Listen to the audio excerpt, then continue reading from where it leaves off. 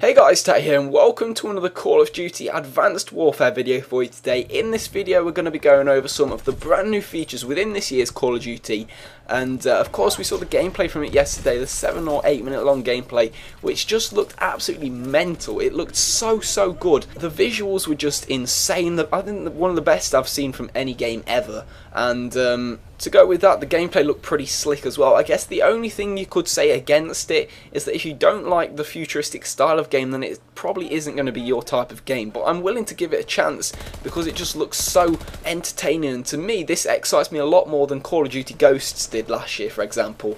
And it's something different. It's going to be, I think it's going to be a really good game. I think Sledgehammer have done a really good job with it so far. But as I said, this video is about going over some of the new features within this game, bringing you guys some of the latest information from Call of Duty. So this year the game is going to be made actually with almost very nearly a brand new engine. They have admitted that there is some small coding left from previous games just to make it kind of feel still like a Call of Duty game, but it is mostly a brand new engine. They have new rendering, animation physics and audio systems, and the actual facial capture that they're doing for the single player, so the kind of motion capture that they do for the face to go with the voice to make it look like a person's actually talking, is actually the same technology that they're using for the film Avatar 2, and you know how good Avatar 1 was, so that's kind of an indication of what kind of level we're talking at here. Getting more into the gameplay side of things though, we saw a lot of things revealed in this short 6-minute gameplay. We got to see the kind of helmet that they wear, which basically works a bit like the Google Glass thing,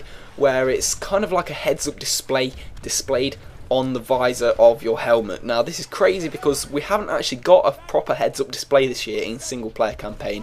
You're literally just going to be able to see the weapon that you're holding, and you're not going to have like a little mini map or a little bullet count in the bottom right of the screen. There's none of that because the bullet count is actually on this visor, which displays on kind of pretty much on your weapon. You can see it on the weapon on the screen, and to the left of it you can actually see the little like grenade indicator counter, so you can see there's like 4 grenades there and 3 flashbangs or something, and that's where that's actually going to be displayed for the single player at least. So it is actually really quite futuristic in that respect, but these are the kind of technologies that armies are actually really looking into to get the most out of their soldiers. So it's pretty realistic for saying it's set like 40 years in the future, because that is the way that warfare is actually going. Whether this feature makes its way into multiplayer, I wouldn't actually be too surprised, because it is in its own way a similar kind of new heads-up display.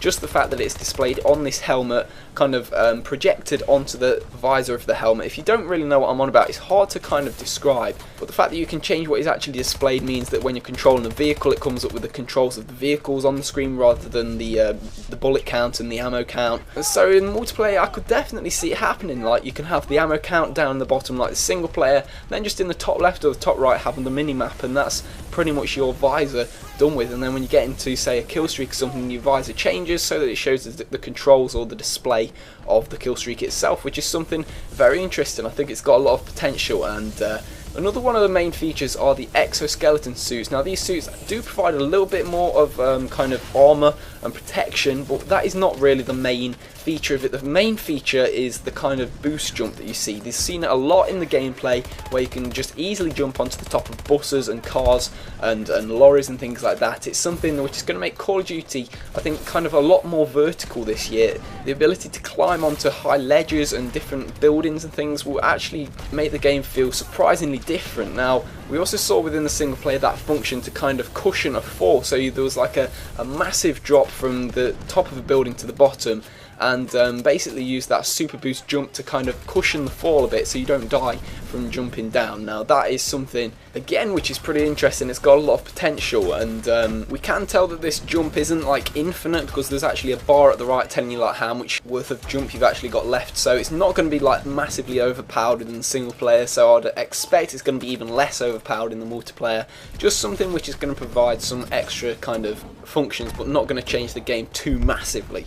There are a lot of new small features within this year's Call of Duty. One of them is this flashbang that you can throw up into the air, and depending how long you actually cook it for depends whether it turns into a flashbang or actually turns into this kind of like infrared thing that you can see on screen, which picks out enemy positions, is the energy gun. Now an interesting feature of this is that you don't ever have to reload. The gun will overheat if you use it too much, but you don't ever have to reload. It's just based off of energy. So that's definitely an advantage, the fact that you don't have to reload, but of course you can't use it like all the time because it does get like overheated. Now, not only is this going to be in single player, but this has been confirmed to be in multiplayer as well. So as long as they balance that, I can see that working. I do feel like it's one of the more futuristic sides of the game, because like energy laser weaponry is something you think of quite futuristic, and it's something we've never seen in multiplayer before. We've seen it in like zombies, of course, with a ray gun, but that's a totally different story.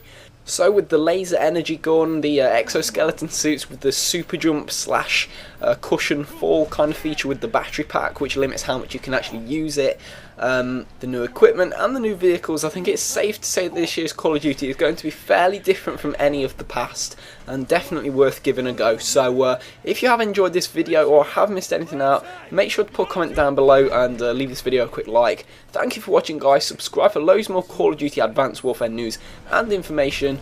I will see you all in a bit. Ciao.